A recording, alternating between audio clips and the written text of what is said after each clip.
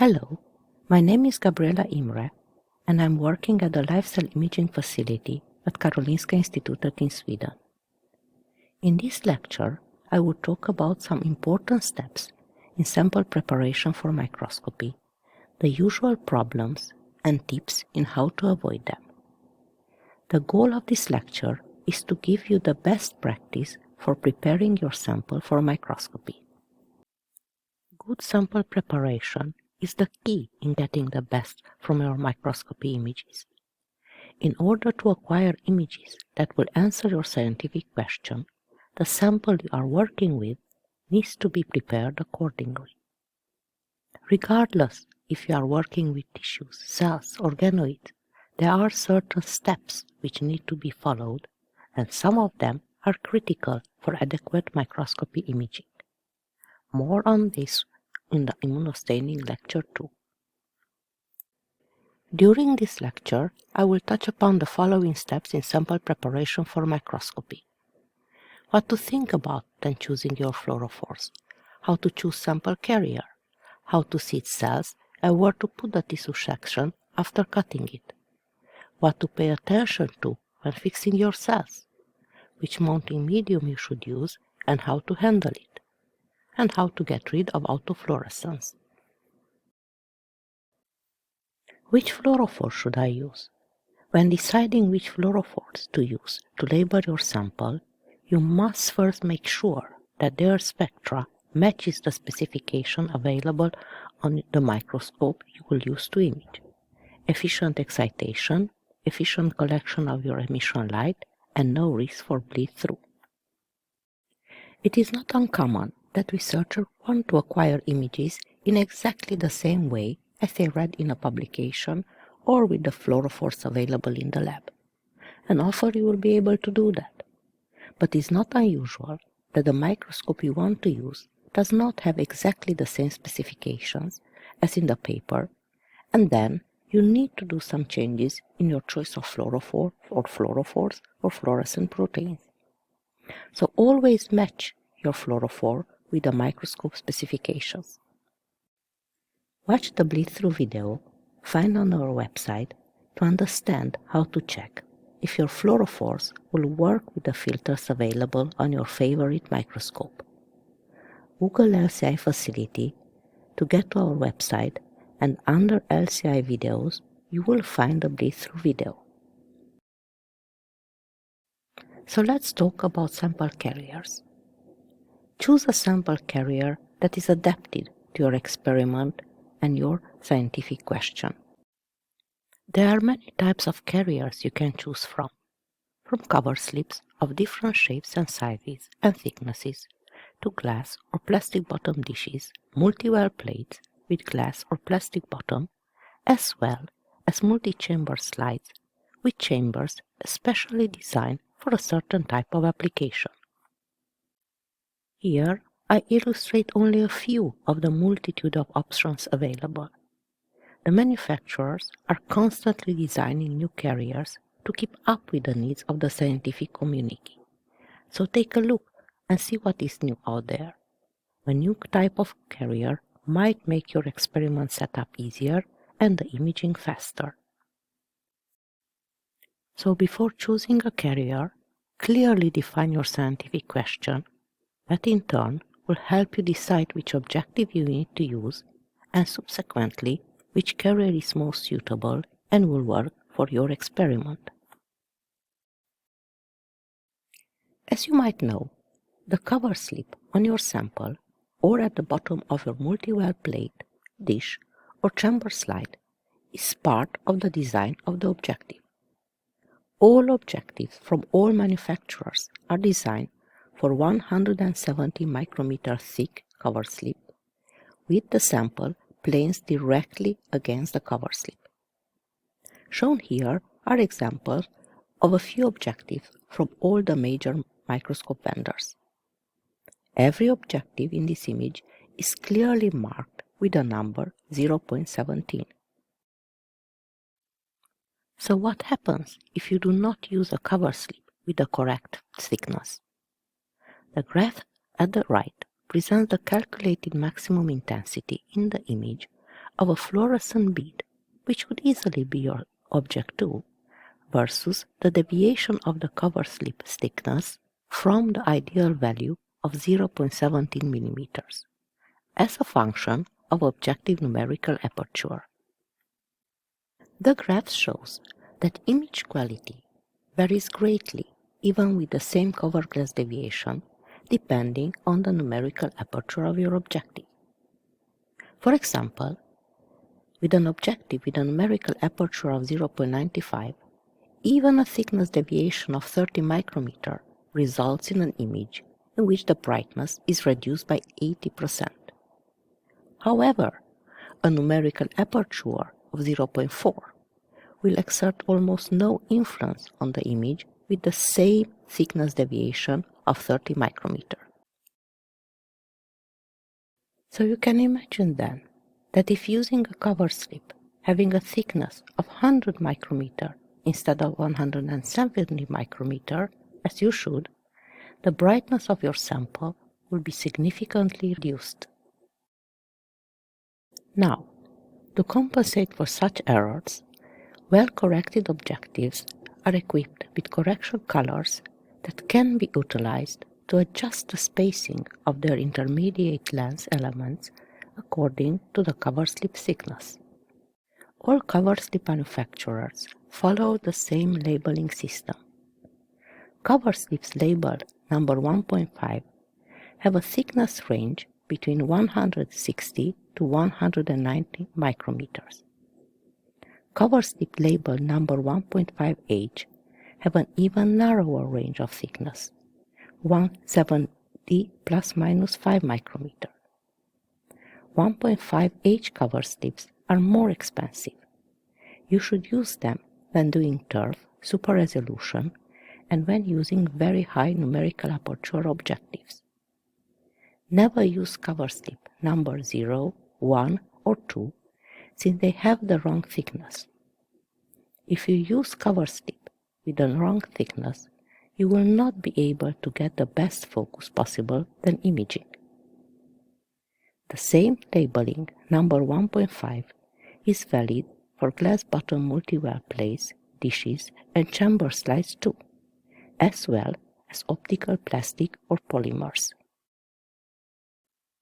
Sometimes you do need to image your cells using plastic cell culture multiwell plates or dishes.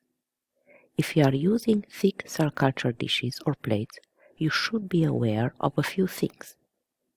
The cell culture plates are around 1 millimeter thick, often autofluorescent, and their bottom is not very flat, meaning that it will be hard to keep the focus over a large area. If your application requires to use thick plastic bottom carriers, use long working distance objectives or extra long distance objectives that are designed to be used with this type of carriers.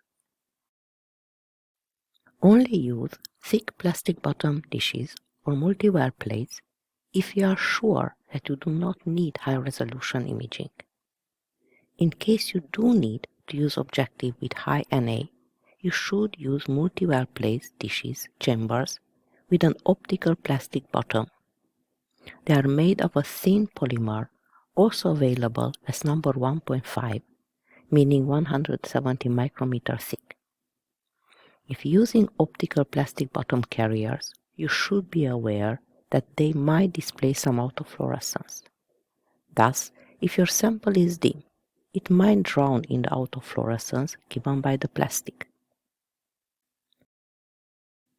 On top of that, you should be aware that some immersion oils melts the plastic within seconds. This destroys the sample and may damage the objective. Here you can see a plastic bottom multiwell plate touched by the immersion oil. Many manufacturers of plastic bottom carriers check if their carriers are sensitive to the most commonly used immersion oils. So follow the recommendations to avoid unpleasant surprises when imaging, and later when checking the status of your objective. Here I just illustrate one example from one company whom done this kind of study regarding immersion oils and their influence on their plastic bottom carriers. I am convinced that other manufacturers have something similar, and if you do not find it on their homepage, write to them to know if you can use their plastic bottom carriers together with the immersion oil specified for your objective. If your application requires several conditions, for example, you might settle on using multiwell chambers. If so, please pay attention to which type of chambers you are purchasing, and especially if you would like to do high-end fluorescence imaging. The multiwell chambers come in two main designs. One type will have a removable wall, in which case the bottom of the chamber is thick, like a slide around 1 mm. And the idea is that before imaging, you are removing the wall, add mount medium, and add a cover slip, number 1.5 of course. The other option is a multiwell chamber slide having a thin glass or optical plastic bottom with a thickness of number 1.5. The chamber is not removable though, but the good thing is that you can start imaging straight away, for example live imaging, or after you perform the immunostaining. These chambers are suitable for imaging with high NA objectives. For long-term storage, you can add on mounting medium. This setup is best suited for imaging with inverted microscopes. When using multiwell plates, there is one more thing to check before purchasing the plates. Check the height of the skirt at the bottom of the plate. The skirt, the plastic edge that lifts the bottom of the plate so that the glass doesn't touch anything when the plate is on the table. When you want to image these wells at the edge of a plate with high skirt, the objective might bump into the stage insert. This is dangerous for the objective and the focus will be lost. In many cases, you will then need to exclude all the outer wells of your plate, leaving the plate with 60 wells instead of 96. So we suggest not buying multi-well plates with high skirt.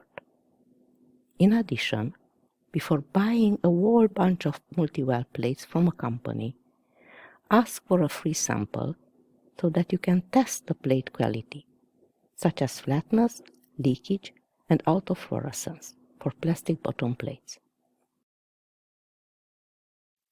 Here I summarize the most important requirements for multi-well plates, chambers, and culture dishes for microscopy. They have a number 1.5 glass cover slip bottom, which is the thickness any objective from any manufacturer is specified for. They have a low skirt, which is a requirement for multi-well plates. They do not leak. They do not kill the cells. Unfortunately, this is not a joke. Some glues used to glue the glass to the bottom of the dish or multi-well plate might be toxic. They are flat throughout the whole surface. They are not autofluorescent for plastic bottom carriers. They don't cost a fortune. There are loads of multi-well plates, chambers, slides, dishes on the market, and it is not easy to find those which fulfill all criteria listed above. But you can always ask for a free sample so that you can test the above-mentioned criteria. When seeding your cells for imaging, regardless if you will use cover slips, dishes, or multi-well plates, you should aim of having an even distribution of your cells in the carrier of your choice. Make sure the cells are well mixed at all times when seeding them by gentle agitation of the tube and mixing every now and then and again while pipetting. This will assure an even distribution without high local concentration of cells, like for example in the right images. Here at the center of the well or here at the edge of the well. This kind of distribution is due to the sudden movement you perform when you move the plate from the bench to the incubator. After the cells attach, treat them gently and avoid harsh pipetting at the well center or on the well walls as illustrated in the left images. It is important that the cover slip you will use in microscopy to be extremely clean. Although cover slips look clean, especially when a new box is first opened, they may have impurities or a thin film of grease on them that will not allow the, for example, tissues to adhere well, or even a coating like, for example, polyalysine. Therefore, cover slips should routinely be washed with acid or base solutions to facilitate the attachment of cells and especially tissue sections. In our facility, we are cleaning our cover slips using concentrated hydrochloric acid. Acid washing is often recommended because it is not only reported to enhance the cleanliness of the cover slip, but the concentrated acid also etches the glass, making it a better substrate for tissue attachment. So basically, you pour the concentrated HCl solution in a glass beaker under the laminar flow hood and put the glass cover slip number 1.5 in the solution and leave them in the solution for a couple of hours or overnight. After that, you transfer the cover slip into a beaker containing water and you wash the cover slip thoroughly till the pH of the water is not acidic anymore, so it should be around 7. Be sure to wash out the acid between stacked cover slips. Store the clean cover slips in a beaker containing water. While using them for cultured cells, you sterilize the cover slip by washing them in 70% ethanol, after which you dry them before seeding the cells on them. You can clean many cover slips at the same time, so it's not a lot of effort to put in. Most people who cut frozen or paraffin-embedded tissues place them on a thick glass slide after cutting. Then they add mounting medium and the cover slip and image through the cover slip and mounting medium. This is not the correct way to prepare a sample. As I mentioned before, all objectives for all manufacturers are designed for a sample where the cover slip is 170 micrometer thick and the sample is directly touching the cover slip. When you place your sample on the slide, the mounting medium ends up between the objective and your sample. This means that you introduce light scattering. Scattering will prevent you from getting the best focus, and the amount of light that reaches the objective will be reduced, so the images will be both dimmer and blurrier. Instead, you should place your sample on the cover slip as shown here, so that when you image, the mounting medium is not between the objective and the sample. Now you will have the best imaging conditions. It is not difficult to put sections on cover slips instead of slides. The procedure of laying your paraffin section or cryo sections on the cover slip follows exactly the same steps as when putting your section on the glass slide. In this short video that I will start in a moment, you can see how it's done for paraffin sections. As I mentioned already, before starting the procedure, you should give your cover slip an acidic cleaning, which will not only remove all impurities from the glass, but will also increase the adherence of your tissue sample. A good suggestion is to tape the cover slip to the glass slide so that you can handle it more easily during the attachment process and in the following steps of your sample preparation. So let's watch this short video and see how the technician is putting the tissue sections on a cover slip.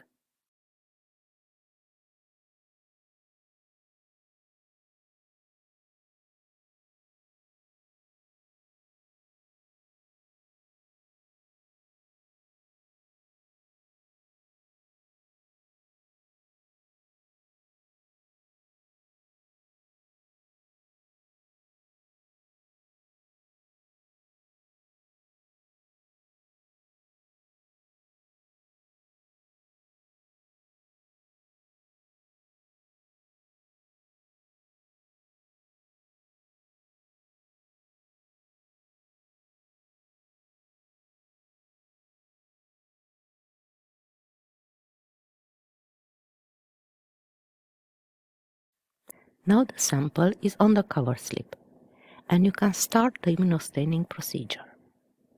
When you are done with all steps, you gently remove the tape. Have another clean glass slide with a drop of mounting media ready and flip over the cover slip. Now you have the best imaging conditions. If you are working with cells in suspension, cytospin your cells on the cover slip. Cytospins were designed to spin cells in suspension on glass slide, and as we explained earlier, this is not correct when it comes to imaging. Instead, you should cytospin your cells directly on the cover slip. Use 2 small pieces of tape to attach a clean cover slip to a glass slide, and use the slide only to hold the cover slip in the cytospin. In this way, the cells can land on the cover slip. After running the cytospin, remove carefully the tape, flip over the cover slip, and mount the cover slip as usual. Now you have the best imaging conditions. You will only notice that the focus is not acceptable until you compare the 2 samples side by side, the one with the cells on the slide and the other one with the cells on the cover slip, as shown here. The cells on the top are on the slide, and under these conditions, this is the best focus we could achieve and the best images to acquire. The cells on the bottom are on the cover slip, and you can clearly notice the difference in the quality of the image, sharper and brighter. Do not cover the ends of the slide with the cover slip. When using an inverted microscope, the sample prepared as here will not be flat when placed on the microscope stage insert. That is because one side will rest on the glass slip and on the cover slip on the other side, so it will not be flat. The image will show a focus gradient, as illustrated in this image, unfocused at the top and only sharply focused in the middle. The sample prepared as in this image will rest on the slide only on both sides. Thus, the focus will be even across the whole image. If not imaging cells live, you need to fix them. The most commonly used fixative is PFA or paraformaldehyde. But there are other fixatives too, such as methanol, acetone, glutaraldehyde, etc. The choice of fixative should be determined by your application, type of sample, and the recommendation of the antibody manufacturer. You can prepare your PFF fixative solution yourself. Buy the smallest quantity of PFA powder available. Make a working stock solution, 8%, in the hood. Aliquot most in 50 ml vacuum tubes and some in 2 ml tubes and freeze down. Keep a small quantity in the fridge as concentrated working stock, but no longer than 1 month. If you buy formaldehyde solution instead of powder, buy the highest concentration possible, which is around 37%. Do not keep at room temperature or fridge for a long time, as it will degrade with time. Make an 8% working solution, aliquot, and freeze down. Be aware that most commercial formaldehyde solutions contain 10 to 15% methanol. Your antibody might not be compatible with it. When fixing cells, warm up only the amount of fixative needed and add it to the culture medium, volume to volume. Fix for 10 to 15 minutes at room temperature in the hood. Then gently rinse with PBS. Fixing cells only links proteins together. It doesn't set the cells in cement. The sample is fragile, and using fresh, well-prepared PFA is a must. If the PFA used is not fresh, the fixation will not be adequate, and signs of it can be folded cells, philopodia without cell body, etc. Here we can see an example of cells fixed with paraformaldehyde, which was not good. One sees that the cells are partially detached and folded on themselves. Different fixatives will have different effects on the epitopes for antibody recognition. In this paper from 2010, the researchers look at the effect of different fixatives used to fix tissues and cells for 17-2 antibodies. Here are two examples of immunostaining where two different fixatives gave different cellular localization for the same antibody. In the upper panel, on the left, the intestinal tissue was fixed with neutral buffer formalin, and on the right with zinc salt solution. Immunostaining of the tissue on the left showed no staining for the opioid receptor, compared with the staining on the right, which showed a granular staining pattern with strong intensity. Previous HAC and Western blot studies showed expression of this receptor in rat and rabbit intestinal epithelia. Thus the staining on the right is the correct one. In the lower panel, we have U251 cells fixed in neutral buffer formalin solution in the left image, or fixed in HEPAS glutamic acid buffer in the right image. When looking at the presence of selenoprotein S in the tissues fixed in neutral buffer formalin solution, a diffuse cytoplasmic staining with patterns of ER positivity was observed. In comparison, the staining of the sample in the right, fixed with HEPAS glutamic acid buffer, showed a nuclear pattern. It was previously shown that the selenoprotein S protein is expressed in the endoplasmic reticulum compartment and not nuclear compartment. Thus, it's important to carefully assess the immunostaining pattern of your protein of interest to be sure that your fixative did not affect the morphological resolution and immunoreactivity of your antigen. Once you finish the labeling steps of your protocol, it's time to visualize your sample under the microscope. If you have fixed cells or tissues on a cover slip, you will have to place your sample in a mounting medium while imaging. First, let's start with a reminder. Immersion media and mounting media do not refer to the same thing. Do not confuse them. The immersion medium is what we put on the objective lens, for example, oil or water. The mounting medium is what we put on the sample to protect it. For live samples, cell culture medium is used. For fixed sample, one can use PBS or commercially available media. There are several reasons for covering the sample with mounting medium. First of all, to protect the sample from drying out. Mounting media prevent the sample from moving. They infuse the sample and can help homogenize its refraction index. This reduces scattering, so the image quality is improved. They contain anti-fade agents which act as oxygen scavengers or antioxidants, thus very efficiently preventing fluorophore bleaching. Finally, they preserve the stain sample for long-term storage. Which properties should a mounting medium have? The refraction index of the mounting medium should be as close as possible to the refraction medium of the sample and of the immersion medium on the objective, since refraction index mismatch distorts the image. It should protect your sample from physical damage. It should be colorless, transparent, and not fluorescent. It should contain anti-fade agents to prevent oxidation and preserve fluorescence. It should not distort, crack, or shrink the tissue. It should be resistant to contamination. There are different types of mounting medium. They can be either water-based and hydrophilic, or based on organic solvents, in which case they are hydrophobic resins.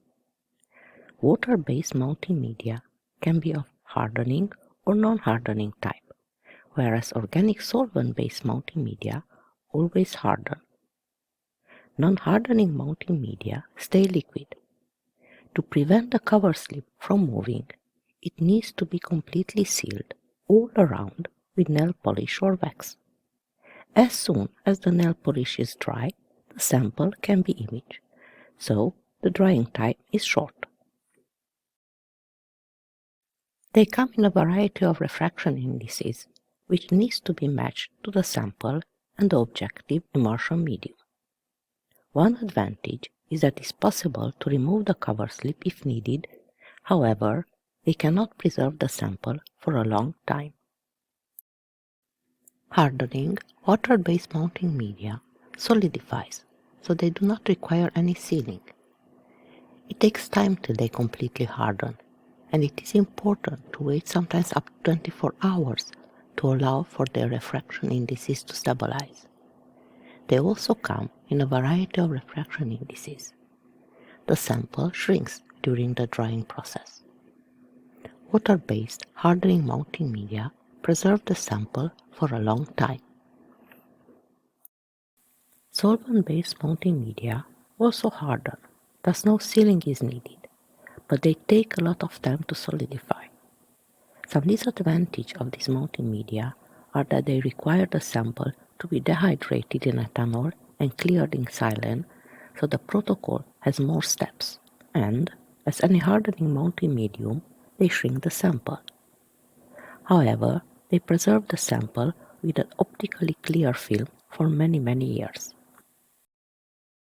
The choice of mounting medium is largely dependent on your sample type, how you will image to answer your scientific question, and which fluorophore or fluorescent dye proteins you use.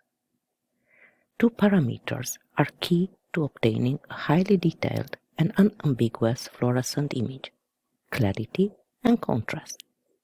Some mounting media are specifically optimized for chromogenic labeling to preserve the color of the dye precipitate and prevent them from diffusing away. Other mounting media are optimized for immunofluorescence and are sometimes developed for specific dyes and fluorescent proteins. Use a hardening mounting medium if drying and shrinkage of the sample are not an issue. Also, if you need to preserve your sample for a long time. Use a non-hardening mounting medium if you want to be able to remove the cover slip, for example, to run another round of staining. Also, if you need to measure distances in 3D in the sample, for example, the cell diameter or volume, and shrinkage would affect the results. If you do not need to preserve your sample for a long time. Always choose a mounting medium that matches the refraction index of the sample, close to 1.5 for fatty tissues, close to 1.4 for tissues with a lot of proteins. Many companies sell mounting media with DAP in it. Do not use any mounting media with DAP in it. DAP is a fluorophore with a broad excitation and emission spectrum, which will increase background fluorescence in your sample. It is brighter when bound to DNA, but it is fluorescent when it is not bound to DNA too. Double labeling should be done together with the secondary antibody incubation or as a separate step, followed by thorough washes. Then you mount your sample in a nice, dark, fluorophore-free mounting medium. What should I pay attention to when mounting my sample? When you are mounting your sample, if you are using a non-hardening mounting media, the surplus of PBS will change the refractive index of the mounting media. If you are using a hardening mounting media, the surplus of PBS will add to the curing time. Thus, always remove all PBS to avoid diluting the mounting medium, especially when using hardening mounting medium. If you have too much PBS left when adding your mounting medium, it might not harden, and you will end up with a mounting medium having the wrong refractive index. If you are using hardening mounting medium, allow it to fully harden on a flat surface before imaging. And it takes longer than those 5 minutes, as sometimes the manufacturer claims.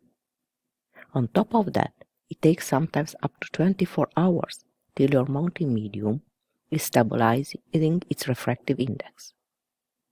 If you use a non-hardening mounting medium, completely seal the cover slip with nail polish and allow the nail polish to dry properly. Otherwise, the mounting medium will leak and the objective will be damaged. Quite often, when you have your cells or tissues on the cover slip and you perform immunostaining, due to all the washing steps during your immunostaining procedure, you will see white spots on the surface of your cover slip. Those are salt crystals from the PBS, which you should remove, since I'm convinced that you do not want to image that. So before imaging, take a good look at the top of your cover slip. If you see any white spots, remove them by adding a drop of water and wipe it off with a clean lens paper. Repeat the procedure one more time. If you image with an oil objective, clean your sample from the oil after finishing imaging your sample. To clean a cover slip that has been imaged with an oil objective, watch this video on YouTube to learn how to do it. Always clean your immersion objective after you finished your imaging session at the microscope. Now let's talk a little bit about autofluorescence, where it comes from and how we can get rid of it. The major source of the fluorescence background in imaging experiments involving biological samples is actually autofluorescence. So from where does autofluorescence come from? Believe it or not, it can come from the mounting medium you use when mounting your sample. Autofluorescence can come from your culture media too. Autofluorescence can also result from the use of aldehyde fixatives, such as formaldehyde or glutaraldehyde. Common endogenous fluorophores, such as NADPH, flavins, lipofuscin, porphyrins, collagen, elastin, and so on, show autofluorescence especially in the green and yellow portion of the visible spectrum. The most commonly used fluorophores in immunofluorescence assays are the green channel fluorophores, such as fluorescein and Alexa-Fluor 488, and natural tissue components can therefore significantly affect the signal-to-background ratio when these fluorophores are used. Some mounting media are fluorescent in some channels. For most of them, the autofluorescence develops over time as the medium ages, so check your mounting media regularly. The most expensive mounting media have a short lifetime written on the tube, and they degrade fast, so they quickly become fluorescent and should then just be thrown away. This gets worse when the mounting medium is mistreated by researchers and regularly forgotten at room temperature when it should be in the fridge. Do you think that your mounting medium is not fluorescent? The reality is that you will not notice the problem until you check. So here is a trick. One quick way to find out if your multimedium you routinely use as fluorescent or not in your favorite channel is to image bubbles. Use this technique to focus on the edge of one of the bubbles. Take images in all channels with your usual settings. Then increase the brightness and contrast in the image. If you see the bubble as a dark spot in the fluorescent image, your medium is fluorescent in that channel. Simply changing multimedium will increase the signal to background ratio in all your images. In conclusion, regularly check your multimedia for autofluorescence. Multimedia degrade fast, so store it according to the manufacturer's instruction. Never use multimedia containing DEPI, as this increases background fluorescence. Instead, perform DNA staining as a separate step before mounting. Autofluorescence can come from the cell culture media too. When imaging live cells, one needs to cover them in cell culture media. Most cell culture media contain components that autofluoresce when excited, thus negatively impacting your signal to background ratio. If the signal you are looking for is in the green channel, for example, and is dim, try replacing the normal culture medium with a culture medium without flavins or vitamin B12, which heavily fluoresce in the green channel. Phenol red is fluorescent in green but not in red, so it's best to use phenol red-free medium when imaging green live cells. Keep your imaging medium in the dark in the fridge. Last but not least, the bottom of some imaging multiwell plates or multi-chamber slides can be made of a thin plastic polymer. These polymers often show a low green autofluorescence, and if your signal is dim from the beginning, it will drown in the autofluorescence signal. So use plates and chambers with a number 1.5 glass coverslip instead. Glass does not fluoresce at all in the wavelengths we use in microscopy. Many biological molecules fluoresce naturally. In tissues, this is often a problem, as the tissue itself can fluoresce in many channels as strongly as any nice antibody staining. Lipofuscin is the most common molecule to give autofluorescence. Autofluorescence sometimes shows up as a general background, but sometimes it looks incredibly specific and shows up in only one cell type. When working with a new tissue, start by imaging unstained tissue to understand in which channel the autofluorescence is a problem. In some cases, simply choosing an antibody labeled in another channel solves the problem. In this panel, we can see images of different unstained tissues with clear signal coming from lipofuscin, the most common molecule to give autofluorescence. How can you get rid of autofluorescence? One option is by performing a chemical treatment using either Sudan black in ethanol, peroxide, cupric sulfate in ammonium acetate buffer, sodium borohydrate, ammoniac plus ethanol, and probably many more. Be aware that all chemical treatments may affect the immunofluorescent labeling. Some treatments will work better on one type of tissue than other, and sometimes it will require a compromise between autofluorescence reduction and antigen visualization. Among the non-chemical treatment, you can try UV radiation. It takes time and it might require to be used in combination with other treatments. Another option is to use a spectral detector to separate the autofluorescence spectrum from the spectrum of the fluorophores used to stain the tissue. Check the literature. You do not have to reinvent the wheel. There are plenty of publications already dealing with removal of autofluorescence in your favorite tissue. All you need to do is to adapt it to your sample and staining. Here you can see an example of successful autofluorescence reduction by using sodium black on monkey spinal cord sections. The sections were incubated in increased amounts of sodium black B dissolved in 70% ethanol. Lower concentration, less than 0.1% of sodium black, provided insufficient reduction of autofluorescent pigments.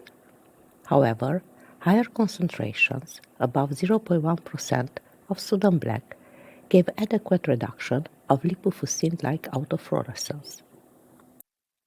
Also, many chemical treatments might work well in one type of tissue, but fail to reduce or eliminate autofluorescence in others. Here we have an example where sodium black worked nicely on both human and rat tissue from the central nervous system, but cupric sulfate performed well on the rat tissue but did not perform as well on human tissues. In conclusion, check the literature to find the best procedure for eliminating the autofluorescence from your tissue. And sometimes you will need to adapt chemicals and concentration so to work best in your tissue. So here we listed the most important aspects you should pay attention to when preparing your samples for microscopy. Always match the fluorophores with your microscope specifications. Choose a sample carrier adapted to your experiment. Use coverslip of thickness specified as number 1.5, meaning 160 to 190 micrometer. Seat cells evenly and not overcrowded. Put the sample on the coverslip, not on the slide. Do not cover the slide's ends with a coverslip. Always use fresh paraformaldehyde. Remove autofluorescence for your sample. Check the autofluorescence of your mounting medium. Allow mounting medium to fully harden or use nail polish to completely seal the coverslip. Thank you for your attention.